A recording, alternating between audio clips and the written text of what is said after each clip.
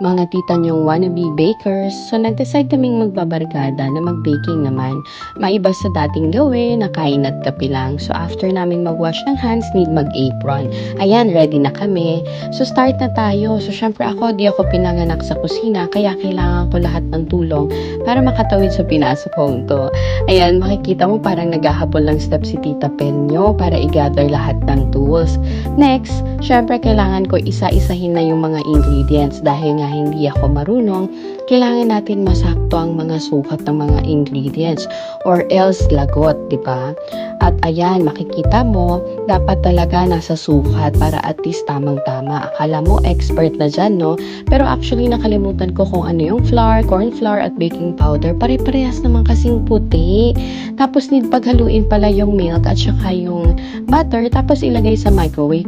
Tapos, first time ko din humawak nitong KitchenAid. Grabe, sobrang high-tech. Nakapag-matcha pa ako. Kala mo, expert, diba? Ang tagal kasi ng timer. So, anyway, kailangan i-mix-mix. Tapos, kailangan na to i-divide sa 3. Yan yung magiging base natin. Tinansya ko na lang pala. Hindi ko na to wini. Tapos, mapapansin mo, sobrang hina na ng braso ko kasi ngawit na ako. Medyo mabigat siya, ha? Ayan, so ilagay na natin sa oven for 22 minutes. So, habang naghihintay, kailangan na natin gumawa ng icing. KitchenAid ulit yung gamit natin para mabilis yung pagkakahalo. Ayan, lagay na natin sa plastic para ready na siya mamaya. Pero itabi muna natin siya. Sobrang excited na ako dito sa part na to. Kasi hindi ko akalain kaya ko palang makagawa ng base na ganito from scratch. O diba, ang ganda. Tada! Kinukwento ko nga sa kanila. Akala ko bibigyan lang ako ng 3 bread na to. Tapos i-decor ko. Tapos na-realize ko hindi pala. Sabi ko, ano ba tong pinasa ko?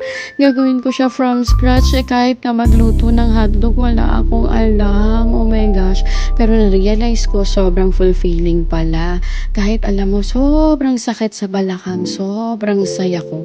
Perfect bonding siya with friends and family. Kaya magandang matry niyo na rin to para at least talaga masabi mo na nakapag-try ka na mag-bake even just for 1 day. Masaya ko, di ba?